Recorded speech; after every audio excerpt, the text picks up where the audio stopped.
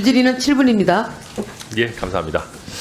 부총리님, 네네. 지난번에 우리 관세 협상 현안 질의할 때 네. 제가 그런 거 여쭤봤었잖아요. 우리가 이제 이재명 정부가 미 정부랑 이제 관세 협상을 해가지고 네. 3,500억 불 수준의 투자를 하기로 했는데 그런 정부 간 약속에 따라서 기업들이 미국에 대규모 투자를 한다. 네.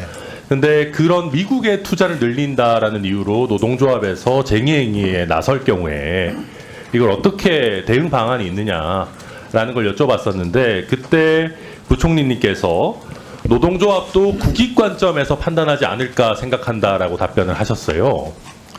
근데 여기에 대해서 이제 여러 언론에서 좀 비현실적인 답변 아니냐, 조금 너무 순진한 생각 아니냐라는 비판들도 있고 했었는데 부총리는 여전히 같은 생각이십니까? 지금 우리가 단순한 투자나 공장 정설 그 자체만은 노동쟁의에 포함되지 않는 걸로 제가 알고 있거든요. 근데 네. 그게 지금 우리가 노란봉투법 개정안을 보면 지금 이제 사업 경영상의 결정이라는 게 포함이 되게 되는데 당연히 해외에 투자를 늘리고 거기 증설을 하게 되면 국내에 생산하는 비중이나 이런 것들이 좀 떨어질 수 있지 않습니까? 자연스러운 거잖아요. 우리가 캐파가 미국이나 이런 쪽으로 넘겨갈 수 있죠. 그렇게 되면 이건 당연히 노란봉투법에 따르면 사업 경영상의 결정으로 쟁의행위의 대상이 될 수 있습니다. 그래서 제가 그때도 말씀드렸던 게 그러면 우리 기업들 입장에서는 국가 간 협상에 따라 가지고 미국 투자를 늘리긴 늘려야 되는데 이걸 늘리자니 노동조합에서는 파업이나 쟁의행위로 나아간다. 이 샌드위치 신세 되는 거 아니냐라는 걸 말씀드렸는데 혹시 그 이후로 고용노동부나 좀 협의를 하셔가지고 좀 대응 방안이나 뭐 개선책이나 이런 걸 논의하신 게 있으세요? 예, 그래서 지금 고용부에서도 그런 부분 제가 의뢰를 전달했고요. 그래서 그런 부분에 대해서 조금 이렇게 우리 기업 입장이라든지 이런 측면을 감안해서 세부 가이드라인을 지금 준비 중에 근데 지금 이게 21일에 바로 지금 본회의가 열리게 돼 있고 굉장히 촉박한 상황 아니겠습니까? 그러니까 지금 보면은 제가 지금 이재명 정부의 경제 정책을 쭉 보면 오른쪽 깜빡이 켜고 시원하게 자회전 하시는 것 같아요. 그러니까 지금 오늘 업무 보고도 보면 규제 개선하겠다, 뭐 이재명 대통령도 성장해야 된다, 뭐 코스피 5천 해야 된다, 이런 얘기 하시는데 자잘한 거 규제 개선 뭐 10건, 100건 하면 뭐합니까? 지금 이런 식으로 기업계, 경영계에서 우리 지금 어떻게 하라는 거냐, 구조조정, 뭐 해외 투자하려고 해도 이거 다 쟁의행위 대상이 되면 우리 어떻게 경영하라는 거냐라는 얘기가 나오는데 여기에 대해서 제대로 된 지금 어떤 기재부 차원에서도 해결책이 없는 거지 않습니까? 그리고 제가 들으면서 부총리님 노조도 국익 관점에서 판단할 거다 이 얘기가 저는 이게 비현실적이기도 하지만 사실 좀 안 맞는 얘기잖아요. 그러니까 법적으로 이런 사업 경영상 판단에 대한 쟁의가 막혀 있으면 모를까 노동조합 입장에서 국익하고 조합원인 노동자들의 이익하고 충돌하면 어느 쪽을 따라가야 됩니까? 그때도 국익으로 우선해야 됩니까? 그런데 지금 이제 고용노동부에서 세부 가이드라인을 만들고 있는데. 근데 세부 가이드라인의 문제가 아니라 큰 틀에서 그런 거지 않습니까? 노조가 국익을 우선해서 적절하게 해줄 거다. 이거는 굉장히 비현실적이고 그리고 노동조합 제도의 취지에 맞지도 않잖아요.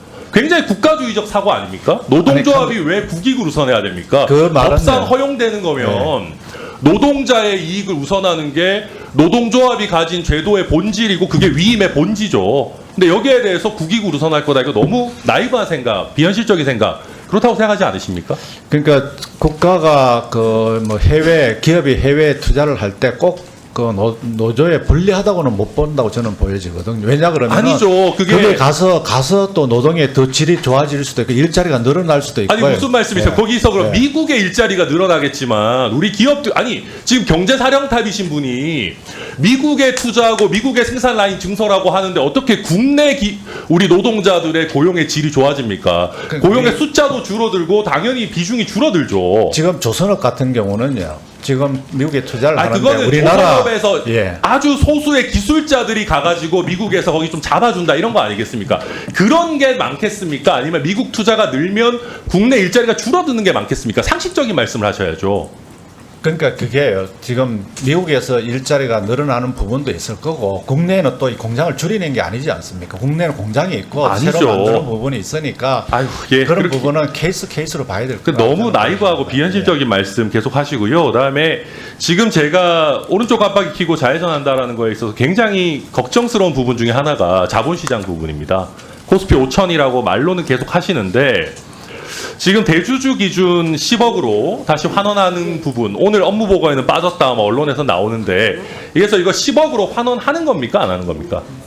지금 다양한 그 의견을 듣고 지금 심사숙고하고 있습니다. 심사숙고해서 뭐 언제 정도에 그러면 결정을 하시는 겁니까? 뭐 차관회의에서 뭐 곧 21일에 결정할 거다 뭐 이렇게 얘기는 나오는데 뭐 그때쯤 이번 주 내로 결정이 되는 겁니까? 그건 제가 여러 가지 사항을 보고 판단하도록 하겠습니다.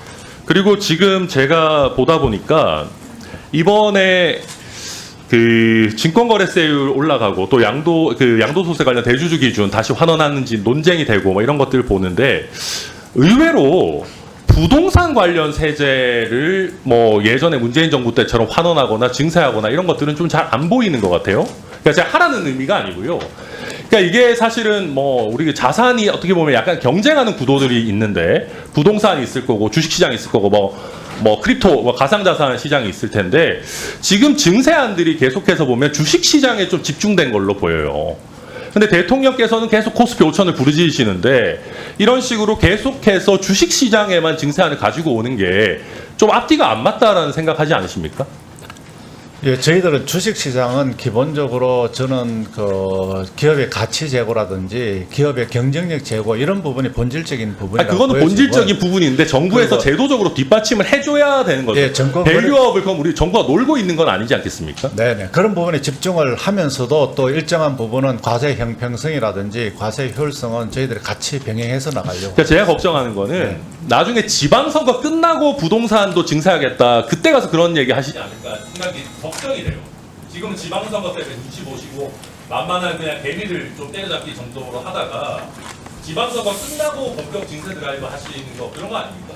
아니 저는 뭐 정치적인 상황을 판단해서 뭐 경제정책을 운영할 생각이 조금도 없고요. 그냥 객관적으로 이게 어느 정도 저희들 여러 가지 상황을 보면서 종합 판단해서 하겠다는 말씀을 드리겠습니다. 네, 수고하셨습니다. 다음은